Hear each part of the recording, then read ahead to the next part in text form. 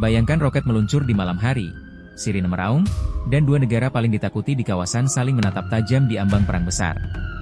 Iran dan Israel, dua musuh bebuyutan, kembali panas.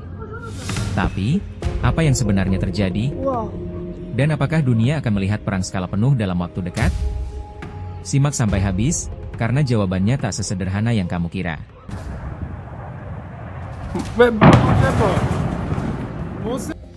Permusuhan antara Iran dan Israel bukan cerita baru. Dimulai sejak revolusi Iran tahun 1979, ketika Iran berubah dari kerajaan sekutu barat menjadi republik Islam yang keras terhadap Amerika dan tentu saja Israel. Sejak saat itu, Iran aktif mendukung kelompok anti-Israel seperti Hizbullah di Lebanon dan Hamas di Gaza. Sementara Israel melihat Iran sebagai ancaman eksistensial, terutama karena ambisi nuklirnya. Ketegangan makin panas di tahun-tahun terakhir. Israel dituduh melakukan serangan udara ke posisi milisi pro-Iran di Suriah dan Irak. Bahkan beberapa ilmuwan nuklir Iran tewas secara misterius. Iran membalas lewat serangan drone, roket dari Gaza, dan dukungan senjata ke milisi di seluruh kawasan. Ini bukan sekadar konflik dua negara. Ini adalah perang bayangan, proxy war yang melibatkan Lebanon, Suriah, Irak, bahkan Yaman. April 2024, dunia terkejut.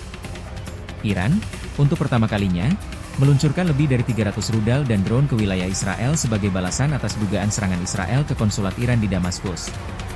Israel tidak tinggal diam. Sistem pertahanan udara, Iron Dome, bekerja keras, dan balasan datang dalam bentuk serangan udara ke sasaran militer di Iran. Dunia menahan napas. Apakah ini akan jadi titik pecah menuju perang besar?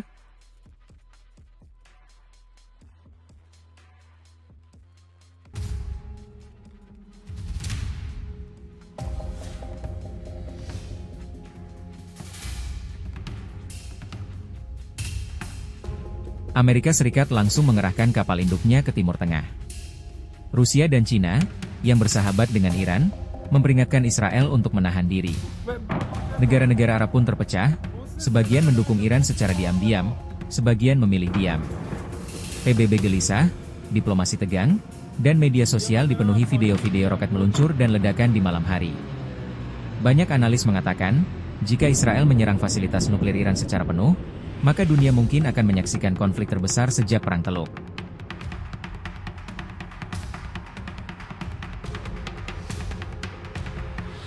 Israel ingin satu hal, mencegah Iran punya senjata nuklir, karena itu bisa mengubah keseimbangan kekuatan di Timur Tengah.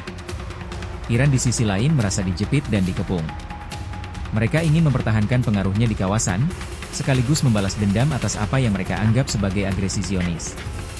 Kedua negara percaya mereka sedang bertahan, tapi kenyataannya, mereka justru saling dorong menuju jurang perang.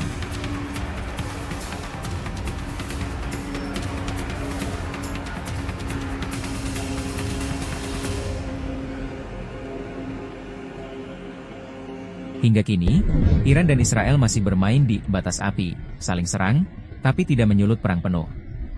Namun, satu kesalahan saja, satu ledakan yang salah sasaran, bisa menyalakan api yang tak bisa dipadamkan.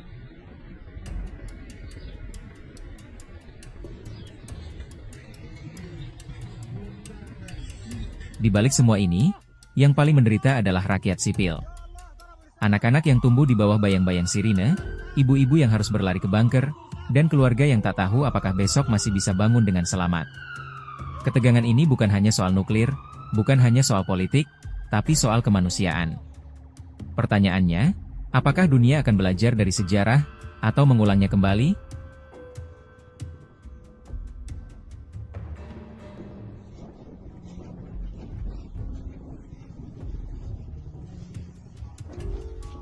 يا الله ايش يا خالد مانع الاسعاف استشهد كلهم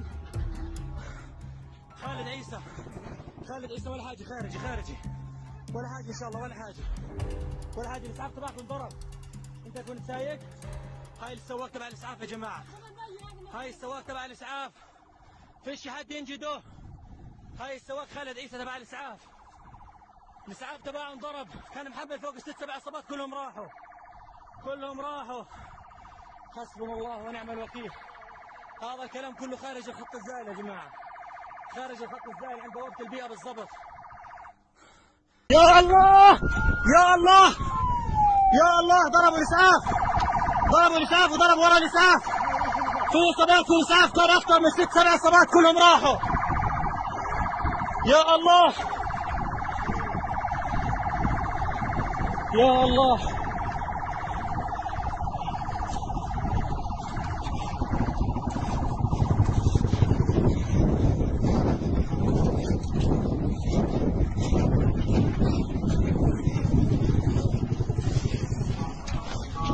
يا الله، ليش يا خالد مانع؟ الإسعاف استشهدوا كلهم؟